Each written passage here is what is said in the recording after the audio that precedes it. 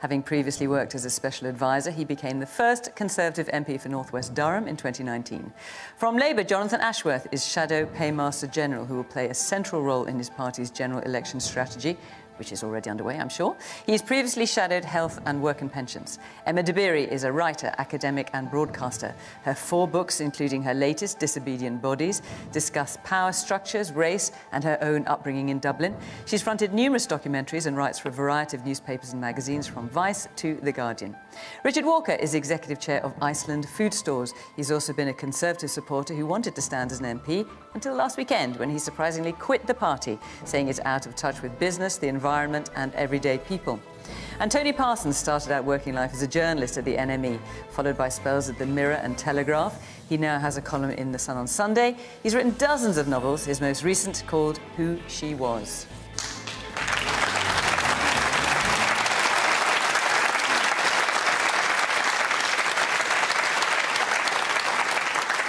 Good evening, welcome to our panel, welcome to our audience here in Wolverhampton, great to see you. Welcome to you at home as well. Don't forget, you can always watch the programme, catch up with it on BBC Sounds once the programme has gone out. And I thought I'd just mention it, it's the least interesting thing in the programme, but in case you're wondering, I broke my hand and I've got the remnants of a black eye because I fell off a horse. And that's all there is to say about that. Now, the question tonight, that's the most interesting thing.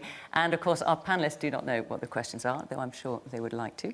Let's hear our first from Jazz Chatham. Has backing out of the high-speed rail extension helped or hindered the Conservative Party's chances of winning the next election? So this was the big announcement, much trailed, obviously, the big announcement yesterday from the Prime Minister. Has it helped or hindered staying in government, Richard Holden? Well, I don't think it's about whether or not we stay in government. I think it's about the fundamentals of the project. And the fundamentals of this project have changed. Hang on, you think it's nothing to do with appealing to the electorate? I think it's about... It's nothing to do with politics at all? I think it's about trying to make the right long-term decisions, actually. And just to go to the broader point behind Jazz's question is, I think the fundamentals of this project have changed. We've seen the COVID pandemic totally shifted business travel. We're only seeing around 50 to 60% of business travel on many of the intercity lines we were before. The war in Ukraine has caused huge upticks in inflation at the supermarket, and that's about 3 times the levels you're seeing at the supermarket in the construction sector, which means that the benefit to cost ratio for the overall project is now significantly below where it was before. So that's one side of it. The other side of it is, well, you could say we don't change it at all because it's embarrassing to change big projects like this. That would be the short-term political thing. Or you could think it's still the right thing to do. But I think we've got to do the right thing, which is say the fundamentals of this have clearly changed. And the question now is whether you press ahead, Jazz, with the project as it is, or whether you say instead we'll spend the £36 billion we would have spent on HS2, on other projects which are more likely to deliver bigger benefits for people right across the country. And I think that's the right thing to do. And I think the Prime Minister's taken a difficult decision, which has been widely criticised for. But I think it's the right long-term decision for the country, because I think that the fundamentals have changed. And I think the easiest thing to do for short-term political opportunism would not have been take that criticism and instead stick with the project. But I think he's taken the right long-term choice in the interest of the country. And can we just talk about some of these new projects? Because, for example, one of the suggested projects, which is very near your constituency, the Leamside line, which would run from Gateshead to County Durham, that closed. It was in Network North, this big announcement that was going to happen, and then it was taken out today, and so now it's not happening. No, so... when you say no, that is true, isn't it? Just to provide clarity on this, what's happened is instead of giving this money to the HS2 project, it's going instead to various different things. One is rail. No, let's talk about this Leamside line. Let's talk very specifically about that. On Wednesday, the document that the Prime Minister was talking about said it was going to be built. Today, it's no longer in the document, and isn't necessarily going to be built. Well, so what's happened is what we've done is put a good chunk of that money in what's known as City Regional Sustainable Transport Settlements. That's the money that the mayors get, whether it's here in the West Midlands with Andy Street or the new mayoral authority, and it's going to be a brand new mayoral authority from next year. So it'll be up to the mayor whether it gets built. But crucially, Fiona, what we've actually done is we've said that at the moment that pot for 2022 to 2027 is around £600 million, I think, from memory for the North East. That's going to go up to 1.2 billion. And with the extra money going in from the ending of the HS2 project, they'll go to around £1.8 billion. So why That's was the gonna be up Prime to Minister mayor. saying, yes, it was going to be built, he put it in the document, today he took it out of the document, so it'll actually be up to the local mayor? Because we don't know whether the local mayor is going to want to do the entire project as heavy rail, if they want it to go ahead, or whether they'll do part of it as a metro extension, from the Tyne and Wear Metro Gateshead extension, or whether they'll do it as a mixture of different projects. So I think it's right, when we're doing devolution, that if we're going to give that money, and we're basically trebling the money for the next 5-year period for the CRSTS funding, we give that decision-making power to the local mayor. Of course, that is not how it was announced yesterday, as you know. Jonathan Ashworth. Oh, it's a fiasco, isn't it? A complete and utter fiasco. Billions of pounds of taxpayers' money thrown away. Costs out of control. By the way, who was the finance minister who was supposed to be keeping a grip on these costs? Rishi Sunak, when he was in the Treasury, in the same way he blew a load of money on dodgy COVID loans and dodgy PPE in the pandemic as well. And now what we got yesterday was Rishi Sunak saying, we've got all these new projects across the country. But they're all projects he's announced before and never delivered on. Dualling of the A1, it was announced in 2010. The Doncaster to Darrington A1 announced before. The Shipley Bypass announced in 2018. Blythe Relief announced in 2018. Bradford Station was scrapped by Boris Johnson in 2021, reinstated by Liz Truss in 2022, scrapped by Rishi Sunak later in 2022, and now apparently reinstated by Rishi Sunak. If they cannot build this train from London to Manchester, how on earth can you expect anyone to believe you're going to build any of these other projects? It's an absolute shambles, and you are taking the British public for fools. Now, John, I've got to ask you, and the Labour leader was talking about it today, lots of people, there are many critics of HS2, but there are quite a lot of people who did want it built. Labour is not committing to building it. Well, they've just taken a wrecking ball to it. So we can't commit to reverse that when they've taken a wrecking ball to this project. But do we support all these other projects? Well, we supported them on the umpteen previous times they've been announced. But the question is, their position is, when it was put to them, these are re-announcements. You know what the Conservatives said? This is an actual quote from the Conservatives yesterday. They said, on all these other projects, they were the empty promises of the past. It's their promises. I suppose that's the same category as the 40 hospitals they never built, but promised us we were going to get as well. So the reality is they are now telling us that they're going to do things that they previously said they were lying to us about, because they've cancelled another big thing, which it turns out they were lying about then, and now expects us to believe us on this. It's an absolute shambles. Well, look, let me ask you, what would you commit to building? Well, we have got General election's not really that far off. Well, first of all, we can't reverse this commitment because of the money that has been spent and the wrecking ball that they have now taken to this project. We, of course, OK, you said that, but what would you commit to building? We, of course, support these various different projects they've announced, but I'm absolutely very sceptical that they'll never get built under this lot. And, of course, as we go to a general election, when we know the full picture with the public finances, we will outline our plans. But you won't see us making irresponsible, unfunded spending commitments, because we know what happens when governments do that. It leads to turmoil on the markets and people's mortgages going up, like happened under the Conservatives a year ago. Lots of hands up. Let me hear you. The woman there, yes. Yeah, I think the Prime Minister tells us that he's making long-term decisions for the benefit of the country. And we travel around on railway network that was built by the Victorians, and so I fail to see how cancelling a high-speed rail link is actually a long-term decision for the future of the country. OK. Man here at the front. I'd just like to say nobody asked us whether we want this fast train. The only people I know want to get to London quicker is the Wolves supporters on the match day. And they'd like a much faster train getting out again after we lost. But nobody consulted us, you know. You just spent all this money, and I don't know anybody who wants to be up. You know, we're quite intelligent. We get an earlier train if we want to be up there sooner. The man at the very back. The man at the very back. Wasn't the HS2 actually a Labour initiative back in 2008 and a concept in 2009? And isn't it part of the kind of the out of London initiative that they had that the BBC followed through and went to Media City, as with ITV and Channel 4? So my question, my thoughts are on this. that basically, if you look at the statistics from the Office of Rail and Road for the last year, 1.4 billion rail journeys were taken in the last year, financial year. Out of that, 1 billion were in the south, east and in London, which leaves 400 million for the rest of the country. So isn't this a kind of a Labour folly that the Conservatives inherited and now, fortunately, have put a stop to? You better answer that, Jonathan. No, I will answer it. It was a Labour policy at the end of the last Labour government, and one that was thoroughly embraced by David Cameron, George Osborne and Boris Johnson. And in fact, if you look at Twitter, there's various very prominent Conservatives, including Jeremy Hunt, embracing it only in the last couple of years or so. The idea behind it wasn't just so people could get to match day to go and watch, get to go and watch Wolves play in London quicker, as our gentleman here points out. It was also the building of another line would have freed up capacity on existing lines for freight, which is why you would get a lot of Conservative politicians saying that this extension was good for business and good for investment. Okay. Of course, they've pulled the plug on it now and left us with this complete shambles.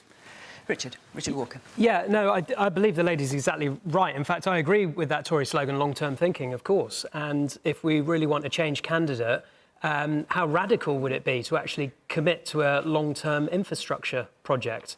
That would be revolutionary. But of course, that's not just happened. I think, look, I've never been a fan of HS2 originally, but now we're doing it. To half do it up from London, I don't know why they didn't start it from Manchester and go down, but that would only drive regional inequality, to my mind. And I think from a business perspective, my issue is that this just blows trust and credibility in the government, because who's going to believe them, right? So apparently they're going to waste a couple of billion on things that now are a waste of money, buying all these land and property and consultants, etc. But who's going to believe them about the northern connections? I mean, I'd love that. I think HS2, now we're halfway, needs to be completed. I'd actually like both, but I think the public mood is that we're going to get neither. And certainly, from a business perspective, the government, in this respect, have lost kind of credibility and trust. And those contractors who are going to invest in the northern networks, I mean, I'll tell you now, they'll add a big price premium onto these proposed projects because they won't happen, will they? So, Richard, the question from Jazz is has backing out of the high-speed rail extension helped or hindered the Conservative Party's chances of winning a next general election? Now, you very much supported the Conservatives. You wanted to be a Conservative MP. That was your fervent wish, in your words. Doesn't sound like they wanted you to be an MP, and you have now decided no longer to support them. Is that sour grapes, or is that actual conviction? Well, I think, I think it became increasingly clear that they don't want people like me with real-world experience and genuine opinions of my own. But I'm not willing to wear a gag to bag a seat. And, over recent months, it's become clearer to me that they're drifting out of touch with business, out of touch with the environment, and also out of touch with the needs of everyday people like my customers. I think that's an absolute, in fairness. Why don't you want him? I mean, I think. What's wrong with him? I think it's. Go on, he's sitting right next to you. Everybody, I'm sure, has seen the letter that Richard wrote to the Prime Minister. I know he never responded, but maybe I'm sure not everybody has seen the letter, actually. But basically, Richard wrote a letter to the Prime Minister saying that it was his fervent wish to be a Conservative MP, and he very much wanted to be one. Well, that was the whole point, because I was banging my head against a brick so why wall. don't you want him? No, I think, I just found it slightly surprising that it was only after he was after a specific seat, and it was only after the selection process for that seat started, and he wasn't on it, that he seems to have done this volte-face. Are you going to switch to Labour, Richard? No, I'm going to take a breath, and I'm going to see what. Well, this is like blind date or first date. Well, I mean, I think, to be frank, if Richard wanted to join the Labour Party, a man who is a senior business figure in this country, who employs, I think, 30,000 people or so in shops all across the country, if somebody of Richard's calibre wanted to come to the Labour Party, we would welcome him with open arms. And I think the fact that he says the Conservative government is completely out of touch with the British public speaks volumes. And to be honest, Richard, for you to attack him like that is pretty cheap. He's a senior business person who employs lots of people across the country. Don't attack him. Ask him why he's deserting. Well, All right, listen, I'm not going to make the whole thing about Richard's future career. Well, he's got a career already running Iceland. Let's get back to the main question, which is, remember that? Has backing out of the high-speed rail extension helped or hindered the Conservative Party's chances of winning the next election? Emma? Yeah, so I think what has hindered their chances of winning the next election, or actually I think one of my primary concerns is the state of public discourse at the moment. I think one of its prevailing characteristics is obfuscation and misinformation. And with the high-speed train, you know, the speed was never really the primary thing. It was about building capacity. And I would strongly disagree with what you were saying. The fundamentals have not changed. Somebody referenced the Victorian era. So a century ago, Britain had 32,000 kilometres of track. It now has 16,000 kilometres of track. 70% of the delays that I'm sure we've all experienced on the train are caused by congestion because there is freight, there is long distance and shorter commuter journeys all happening on the same limited amount of track. So primarily, we just need there just needs to be far greater capacity. There needs to be more tracks built. And I think there's so much kind of, we have this project and that project, and just kind of distraction techniques, but the fundamentals have not changed. There needs to be greater track capacity, and that should be relatively uncontroversial and should be relatively easy to do. I don't know why the kind of simplest things seem so impossibly challenging to this country. I mean, the country is falling apart. Tony, do you agree? Well, I agree the country's falling apart. I think it often feels as though not much is working the way it should. But in answer to your question, I think that Rishi Sunak has increased his chances of winning the general election. I think that not making that announcement in Manchester this week would have been the easiest thing in the world. I think a prime minister's first instinct is to kick that can down the unbuilt railway track, and I think it would have been so easy for Sunak to say, you know, I know there's a lot of talk and I know there's a lot of speculation, but we need to reflect dearly on this. And I think he is, in many ways, you know, Rishi is, I know we've had many Tory MPs over the last 13 years, but I think he is different from the rest of them. I think that over the last week, you've seen that difference. It's why Boris and Cameron are tweeting furiously, you know, that they disagree with this decision. I think he took the tough decision. I think maybe it makes him more unpopular, I don't know, but I think he took the right decision because the money that has been spent on this runaway gravy train is absolutely obscene. The British taxpayer have been taken for complete mugs on this. The latest figure that I heard for the completion of HS2 was 180 billion.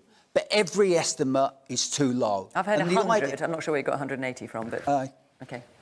You heard 100? Yes. I mean, in fact, nobody knows. How many houses can you build for 100 billion or 180 billion? I just think it was a vanity project. Yes, it was a New Labour vanity project, but enthusiastically supported by Tories. And in the end, although they're looking at these figures, they're looking at the obscene waste of money, that just the limitless money that's been spent on this project.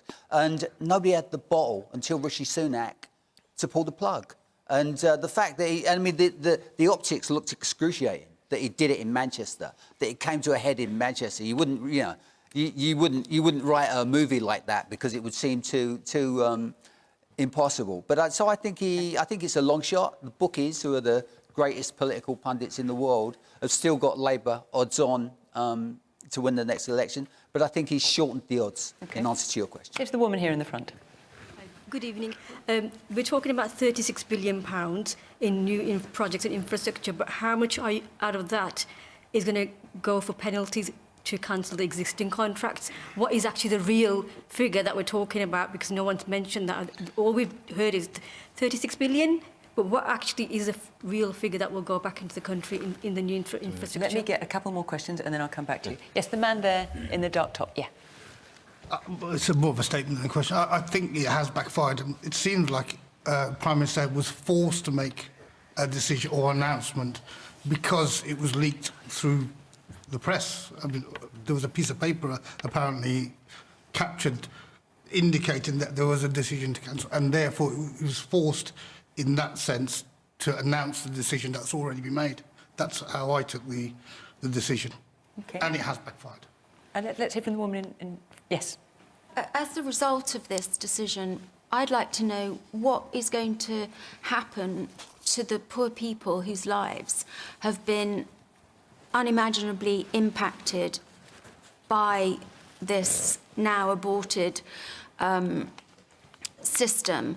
Because when you read about the cases of people's lives, I mean... So you mean people who've had to sell their homes, or yeah, whose homes have been and compulsorily I'm not purchased? aware, have they been compensated, or are they going to be in any way for what's happened to them as a result of this monumental mess-up? Let me take one more point from the man here in the front with the glasses and the sweatshirt. Let me just get the microphone to you. There you go. Yeah, I completely agree with what Tony said. I think it was a complete and utter vanity project. Sunak should be praised for finally saying this has got to stop.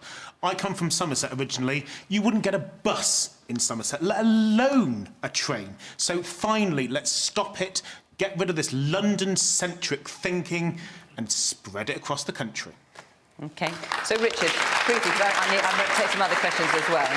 So, the woman here in the front is saying how much that 36 billion is actually going to be spent, and what about the people who sold their farms, sold their homes, all the rest of it? What happens to them now? So I'll pick on that lady's question first. So if anybody who's sold their property is under CPO or under the threat of compulsory purchase, they will have first refusal on getting that property back if they want it. There has already been compensation paid to those people, and there's also other compensation schemes around those more broadly affected in the local area. So I hope that addresses that lady's question. To the lady in the front, the 36 billion is after the costs have been taken out. So basically, the overwhelming majority of money that's been spent on HS2 so far is on the section to Lichfield, and to Curzon Street in Birmingham. That's the overwhelming majority. The lady's quite right, though. There's around £2 billion in sunk costs for the northern elements of the project, which are unrecoverable. But the £36 billion, that is going to transport schemes right across the country. The Mayor in the West Midlands will be seeing a very substantial uptick, for example, in his City Regional Sustainable Transport Settlement, which you'll see going forwards. But I really, and Jonathan comes a lot of, fury on this sort of thing. But I do remember that when Jonathan was actually in the Treasury for 5 years as an advisor, the PFI projects, which... Private financial initiatives. £50 billion. £50 billion. Really? Is this really what your defence is of this fiasco? £50 billion of the spending. £50 billion worth of capital was got for £300 billion of the spending. It was the Tory government that introduced PFI in the first place. It was not the Tory government which signed the contracts. Don't shout over each other. Contracts which were signed while you were there in the Treasury and are still being unwound to this very day. No apology from the Labour Party about that PFI is the projects. Most pathetic defence of this fiasco I've ever heard. You really are out of touch. Right, we're going to end this discussion there and move on. But before we do, I just want to tell you where we will be next week. Next week we will be in London, where we will have on our panel, we don't always know exactly who the panel is in advance, but we've got a good heads up for next week. We'll have the Shadow Home Secretary, Yvette Cooper. We'll have Mylene Klass, and we'll have Piers Morgan on our panel. There's always a kind of... and others. This is feisty. So, yeah. So stay tuned. Anyway, so do come along and be part of the audience. You can follow the instructions on the screen, the Question Time website. Come along and be part of our audience. We'd love to see you. The week after that, we are in Lisburn in Northern Ireland. So you can apply to either of those. And incidentally, if you would like a picture of yours to feature here, showing where we are, because we're doing this every week now, just to show as we move around the country, get in touch. The address is on the screen, and we'd love to see your pictures. OK, let's move on to another subject. Sarah Roberts, whereabouts are you? Right, let's hear what you've got to say. In 1968, the MP for Wolverhampton South West was ostracised by his party for his views on immigration. Should Suella Braverman receive the same treatment? Right, so Sarah, you are referring to Enoch Powell, who was a local MP here. His Rivers of Blood speech was made in 1968, and let me just quote some of it. It was in response to the introduction of the then proposed Race Relations Act. He said, "We must be mad, literally mad as a nation, to be permitting the annual inflow of some 50,000 dependents." And then he said, as I look ahead, I'm filled with foreboding. Like the Roman," he's quoting from Virgil from Aeneid, I seem to see the river Tiber foaming with much blood. So that was the phrase that he used. This week, Suella Braverman talked about her own parents coming over to the United Kingdom. And she said, the wind of change that carried my own parents across the globe in the 20th century was a mere gust compared to the hurricane that is coming. And a number of people have picked up on the use of that word, hurricane. Is it a fair comparison? Yeah, I think it would be... I don't see how you couldn't make the comparison. And the use of the word hurricane, as I would pronounce it, is not incidental. It's very intentional, and it's very much like there was an article in the Atlantic in 1994 called "The Coming Anarchy" by Robert Kaplan, which promised hordes of West African men that were the coming anarchy, that were going to swamp the shores of Western nations. And actually, that was a very influential article that is apparently one of the reasons that President Clinton took so long to intervene in the war in Rwanda, interestingly enough, to mention Rwanda. But those hordes of men, the hurricane, it's very, very similar language.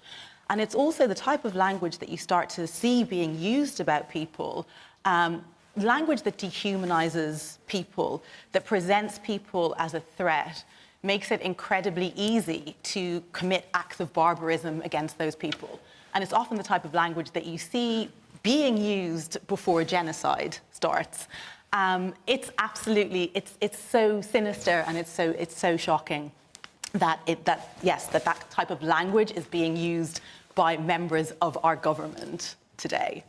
So Enoch Powell was sacked from the Shadow Cabinet for those comments. So Sarah's question is, should Suella Braverman receive the same treatment? Tony?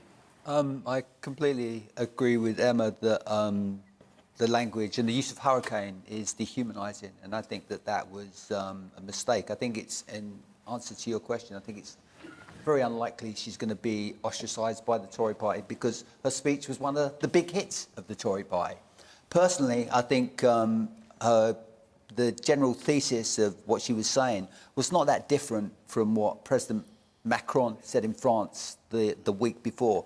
Macron said France cannot embrace the misery of the world. And he was saying that there are more people on this planet who would like to come and live in our Western nations than we can ever possibly accommodate. And I think that the language, essentially, Braverman made the same speech. I mean, she talked about this being a generous and tolerant country, and a generous and tolerant country to her family when they arrived. And I think she's absolutely right. It is a generous and a tolerant country. But when we use a word like hurricane, then we don't seem generous and tolerant. We seem as though we're dehumanising people. And I think that with this subject, I think you have to be very careful. I don't think you can play to the gallery.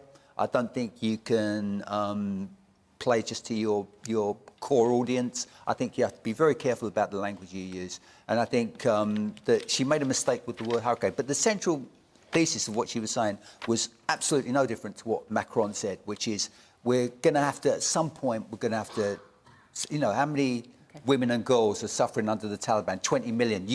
We can't possibly give a home to all of them, although we may wish to do so. It's impossible. Can I just add something really quickly? It just completely obscures the economic and political reasons that people are fleeing the countries and the neoliberal policies that make life in these countries such that people have to come here. And I really, really feel like we need to be extremely vigilant because people are being manipulated into thinking that migrants pose a threat when really the real threat is posed by us leaving the European Court of Human Rights, which they're using the whole, the small boats policy.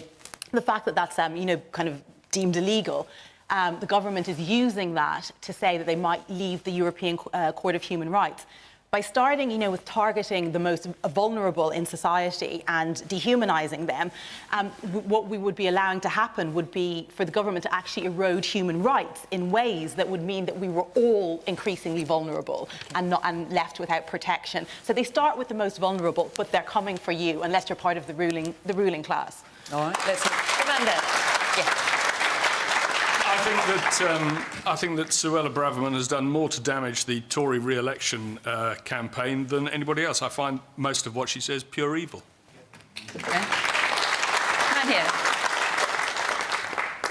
Every time there's a general election coming, we have this rhetoric being pumped out.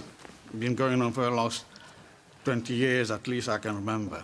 But the question here with Braverman, with invasion and millions of people coming and all these issues, is a pure distraction from the real issues people have to face on a daily basis. Waiting list in NHS not being talked about. People using food banks, people going to school hungry, extreme poverty by the 13 years of austerity, which have impacted on all these factors, and now it's a pure distraction from the real issues that people need to deal with. So, Richard Holden, Suella Braverman's use of the word, I call it hurricane, but it's hurricane. I think I must be pronouncing it wrong. I'm from Ireland, though, so I pronounce things. The use of the word hurricane, would you use that word? Look, there's no comparison between what Enoch Powell said and what Suella Braverman said. And the reason for that is, well, there's a really strong reason for that, actually.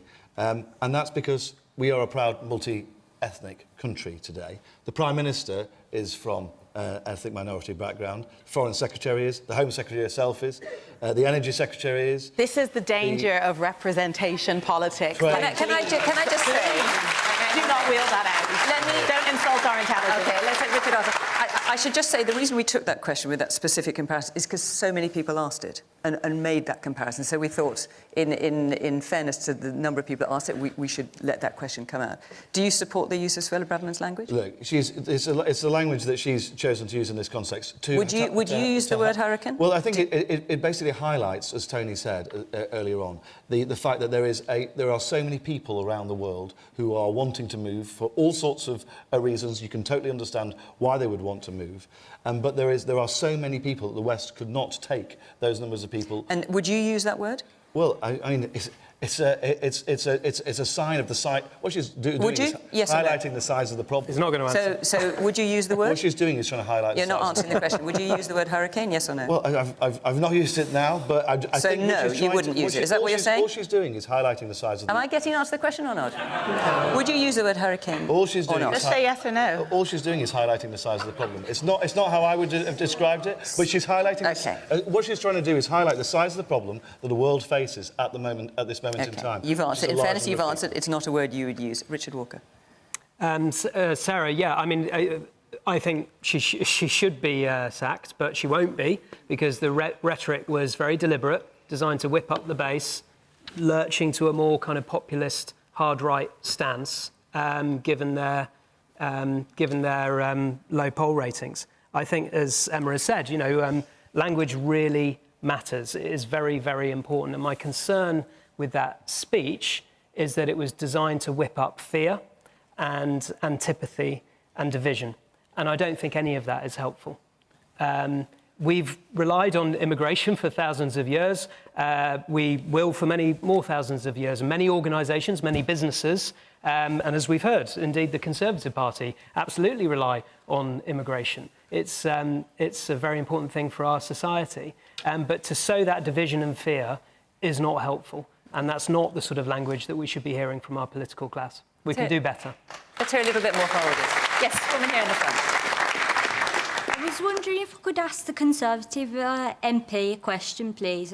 If you're in a country and you're starving and you're in poverty, would you come over to this country looking for refuge, or would you just, I don't know, if you're that desperate and you're that hungry, what would you do about it?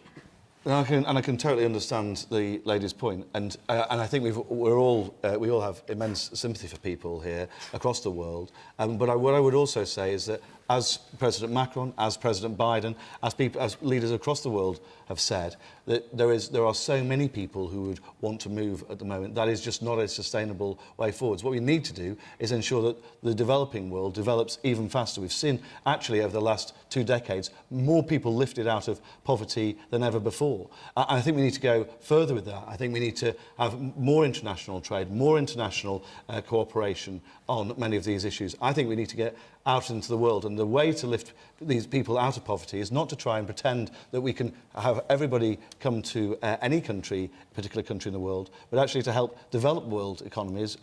And the biggest way to do that is through trade and ensuring that other countries are stable and prosperous. Jonathan. I agree with the point that Richard Walker was making a moment ago. She's deliberately courting controversy because she's appealing to what she thinks are the certain instincts of the Tory party base. She's trying to provoke controversy and distract people because she's got nothing to say on knife crime, on the epidemic of violence against women and girls and falling prosecutions, so she's focusing on this and whipping up anger. But what has made me particularly angry as an MP for Leicester is that she crossed the Atlantic and she made a speech about multiculturalism as a failure, and she referenced Leicester, the city where I live, the city where I send my children to school. She said the streets of Leicester and the city of Leicester shows you that multiculturalism has failed. Well, in a couple of weeks' time, in Leicester, all of us, of all faiths and none, will celebrate Diwali. Children in our primary schools will make Diwali lamps. Our streets will sparkle with lights. Children who are lucky enough will enjoy the thrill of the big wheel on the famous Belgrave Road. I'm proud that we will host one of the biggest Diwali events outside of India. And after we've celebrated Diwali, together as one city, we'll celebrate Christmas, Hanukkah, Vaisakhi, Ramadan, Eid, and we'll also include people who do not observe any faith as well. So I say to Suella Braverman, I don't know if she watches Question Time, but if she is watching tonight, don't dare attack my city and the people of Leicester and try to use Leicester as a pawn in your game to become the next Tory leader. I'm going to take another question from Mitchell Humphreys. Does the panel agree with the Prime Minister's proposal to raise the minimum age for smoking until no one can buy cigarettes legally? So just in case you're not aware of this, the Prime Minister announced he would put in place a ban to gradually ban smoking by 1 year every year. So assume it takes 4 years to implement. It would mean that someone who's 14 now would not be able to buy cigarettes, because obviously the age will move on and on. So I don't. Who smokes on this panel? I used to be a smoker. Right. So Tony, what do you think? Well, I was a 30 Marlboro a day man. Not the the mild stuff, but the full strength. And what stopped me was watching my father die of lung cancer. And I think that would. And I think a trip to a cancer ward would stop any young smokers from taking up the habit. And I think it'd have a lot more effect than prohibition. I'm not sure prohibition works. I'm not sure. So do you not agree with this? I think it's well intentioned, and when you look at the numbers, that okay, the Treasury is going to lose this from the tobacco industry, but the NHS will save this because we won't be treating people that get sick. The numbers make sense. It adds up. But I just think that if I was a little 14-year-old behind the e-bike shed having my fag today, it'd probably make it seem more glamorous, and I'd feel like a little rebel and a bad boy, even more so. So it adds to the attraction. Even more than the rebel you obviously were. Yes, absolutely. So I think there's other ways to solve it. I think that it's true that people wish they'd stopped. It's fantastically addictive. It's really, really tough to stop, and you need a shock to stop. And I'm not sure that legislation is quite enough. Jonathan? No, I'll support it, and when the vote comes to Parliament, I will vote in favour of it. Actually, my friend and colleague Wes Streeting, who's our Shadow Health Secretary, he's been talking about this as an idea for some time as well. I think they've implemented it, or they are implementing it in New Zealand. And I've had a bit of a go at Rick Holden tonight, but I'm going to be nice to you, Rick, because I know there are... Oh, it's Rick now. I don't know, Richard or Rick. Helps with the confusion. You've got me far worse before, so you can go with one of the other. Look, I know you've got a lot of Tory MPs who don't support this, so bring the vote. We'll help you get it through. It's good for public health, it will save lives, and will help you get that vote through the House of Commons. Let's get on with it. All right. The man with the blue hair in the front. If you're on about cigarettes still, if people are going to smoke, they're going to smoke. It's not saying it's a bad idea, but when I used to smoke when I was younger, you know, I used to go, can you get me some cigarettes, and ask someone to get them. So it's a good idea, because obviously a lot of people are dying from lung cancer, but it's finding another alternative, because I think it's a bit of a silly idea, but I'm not saying it's a bad idea. OK, silly but not bad. Not sure I follow you, but OK. Woman at the very back. Surely, if we're banning, like, cigarettes, people are going to find more ways to bring that, like, illegally, like, import these cigarettes into the country. Like, you see it with, like, banning drugs. People just find sneakier ways to bring things into the country. And I really don't think that putting it into law is going to stop people who are genuinely addicted or just, like, feel a bit like they're just feeling like breaking the law today. It's really not going to stop them from smoking, and it's just going to cause more legal imports and, yeah.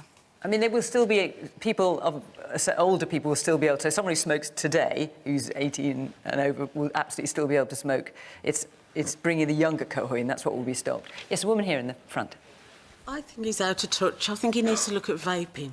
That's where the real problem is for young people. It's not cigarettes. I see school children at the bus stops, and I can't even think of the age they are, but they shouldn't even be smoking at all. But vapes are used more with the younger generation than cigarettes, and this has been said publicly on the telly and by other government members. So that's where he needs to tackle it for the younger people. I think the older people, if they've smoked, it's very hard, because it's an addiction at the end of the day. So it's very hard to come off. But you know, if you can, you will. You know, but for younger people, I think it's vaping you need to look at. Yeah, I'd just like to say something to that. Like, when I was a teenager, which was a long time ago, smoking was, like, so normalised in a way that it doesn't seem to be with teenagers now. But exactly as the numbers of teenagers started to go down, they started to make vapes that were, like, strawberry flavoured and bubblegum flavoured to actually make them appealing to young people. So, yeah, they'll just find a way of kind of creating that addiction somewhere else. But also, I think it's a really weird priority. Like, why is this his priority right now? Do you know what I mean? So what do you think it should be? What his priority should be? Yeah, in terms of public health. Oh, like funding the NHS? Like me... Like, you know what you think? Giving a pay rise to the doctors and nurses. Like, the fact that this smoking ban is like one of his priorities, given what this gentleman at the front was saying about food banks, like just the entrenched, deep poverty, the 500... the figure I have, the amount of people that are on NHS waiting lists, the 500 people that died waiting for ambulances that didn't come last year. Like, maybe focus on those things rather than smoking. Again, it's distraction tactics. Do you want to answer that, Richard? It's a distraction tactic.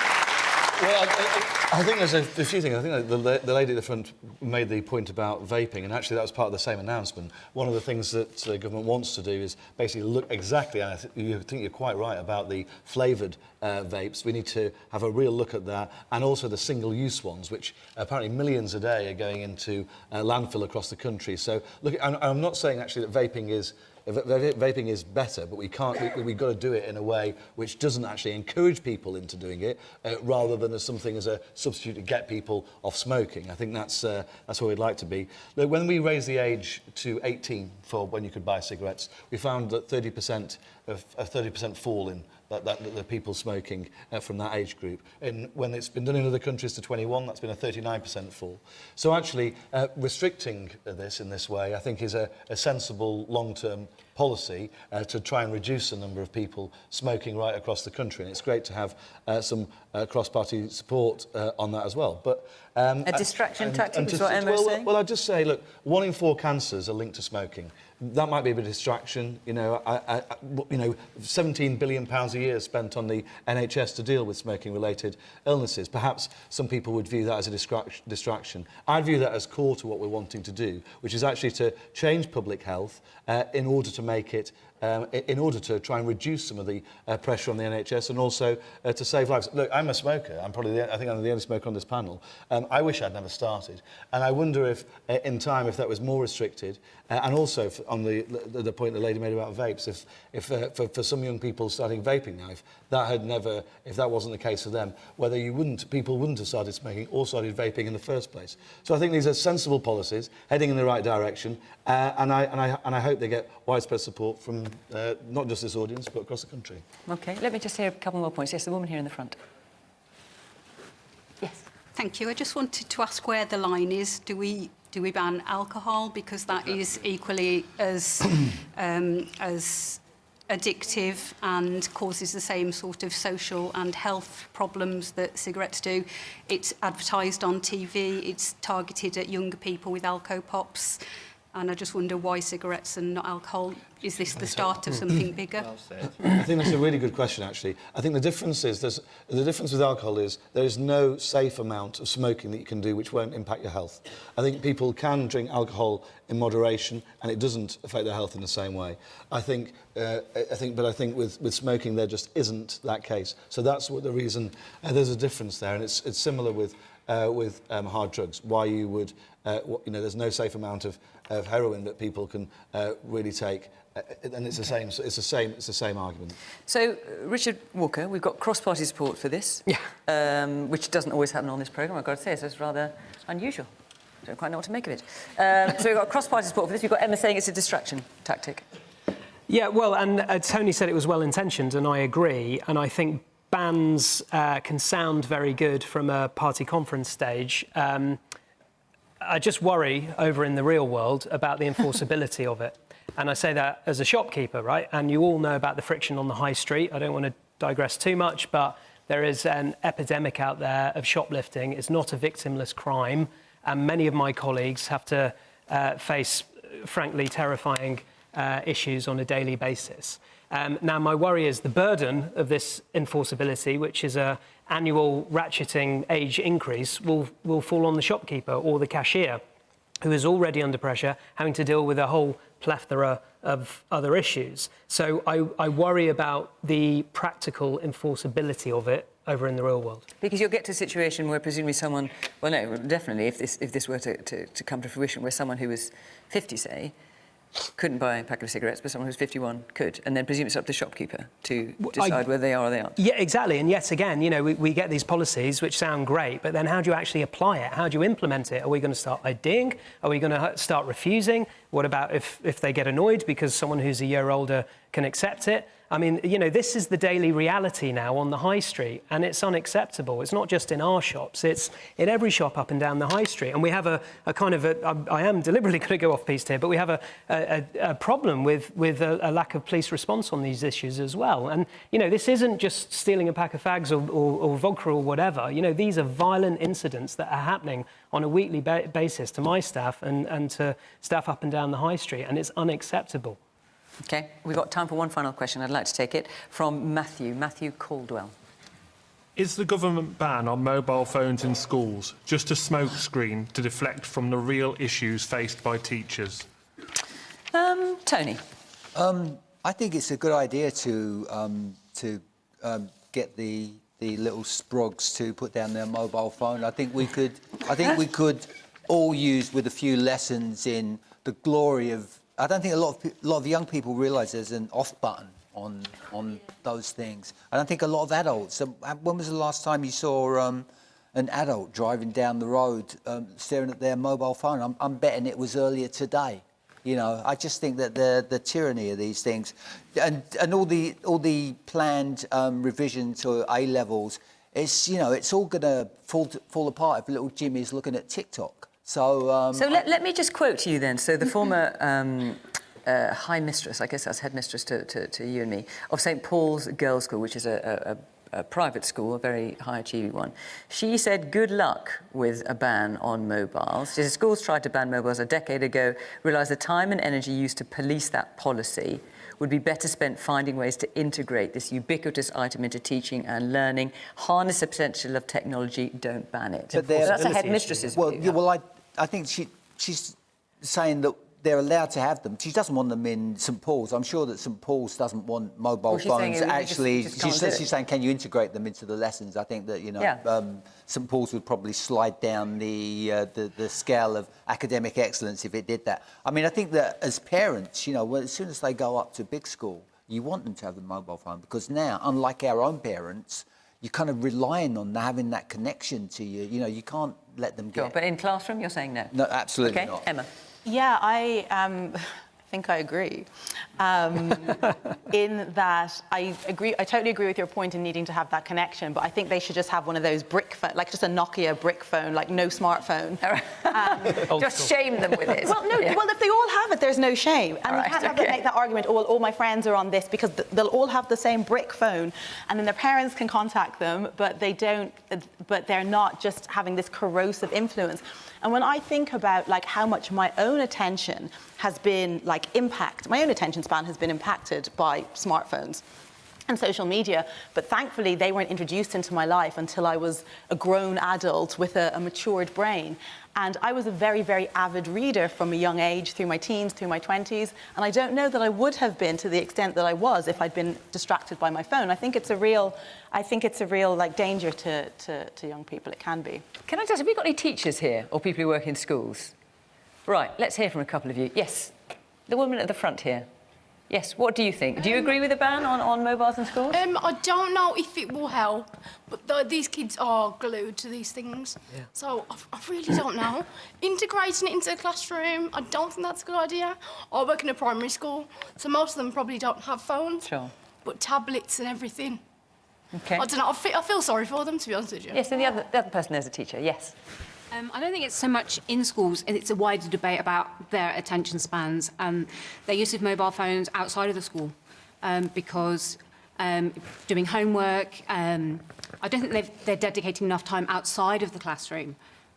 It's how they're using their phones, but in terms phones of, at home. Would you agree with the ban on mobiles in school as a teacher? They can have a place. Okay. So, no. Not necessarily. Richard, Holden? Well, I think most schools don't allow mobile phones in the classroom, or I've been to some of them.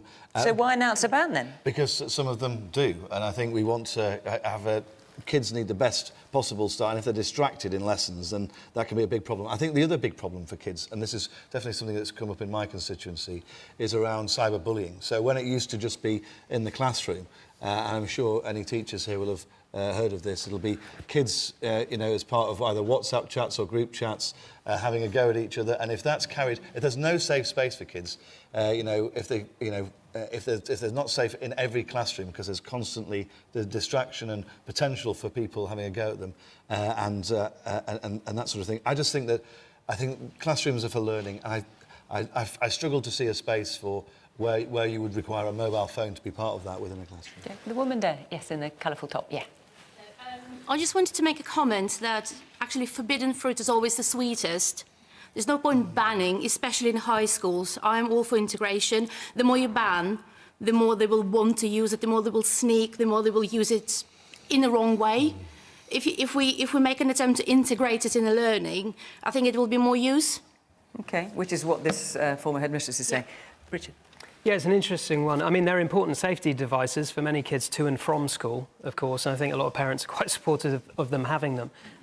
But in the classroom, I mean, no, absolutely not, as far as I'm concerned.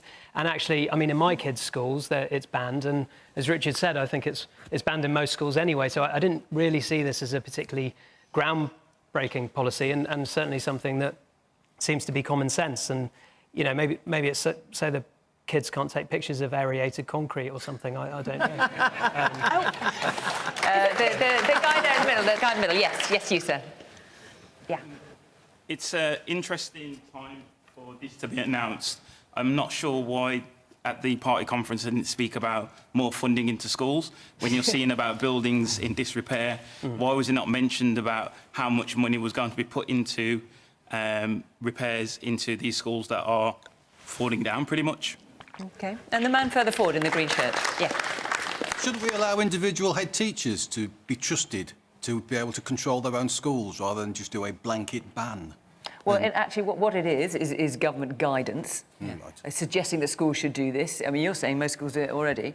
And then what the Education Secretary is saying is if schools don't do it, then enforcement might follow. So, in other words, it will be a ban unless you do what we tell you. And you think that's wrong? I don't think it should. I think the head teachers should be trusted to be able to judge their school and their pupils appropriately. All right, let me just because we're in a very short time, I haven't let Jonathan ask this question. Let me just bring him in. You just hit the nail on the head. It's guidance.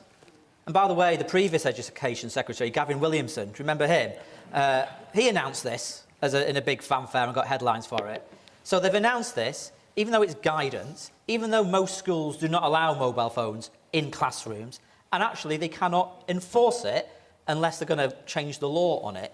So it's all to get a headline at Tory party conference and not to focus on the fact that we've got children forced out of schools because the roofs are going to cave in, or there's children who lost the best part of 2 years' worth of schooling and haven't had the investment to catch up. It's just a distraction from the real issues which are impacting school children today. So you wouldn't be supporting this? No, I support it, but I'm not falling into the trap of they've announced it and they've announced it before, and it's up to individual head teachers. And most schools do not allow mobile phones in the classroom anywhere. In fairness, some head teachers will welcome strengthened guidance.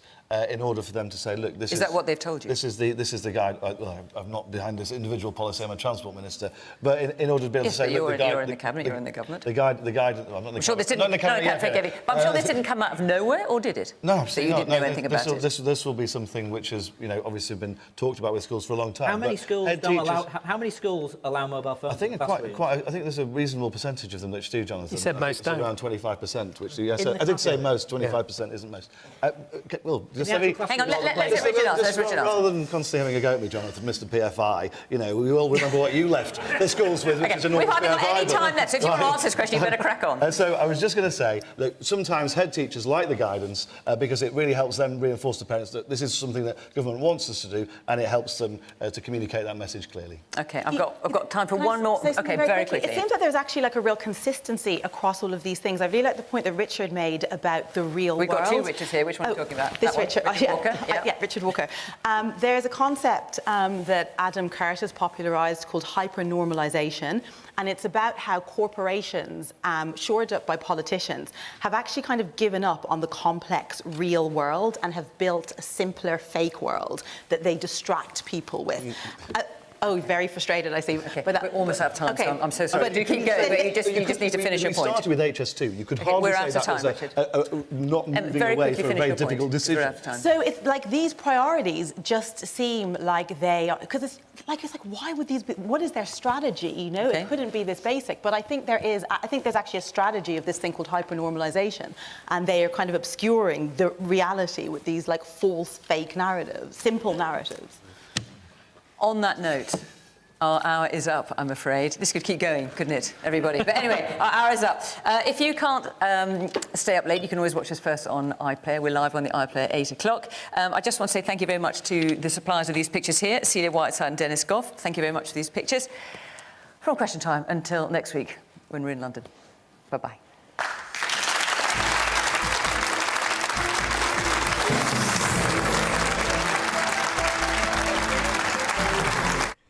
Should be happy. I literally forgot it was fucking on today. I was like, oh my god, I'm sure I've missed something today. It's Thursday. What am I missing? Oh, fuck me, Question Time. See, I stopped playing Starfield just to give you that trash. Anywho. See you on Sunday. Enjoy your weekend. Back with Gobshite, Laura Koonsberg. Tickets.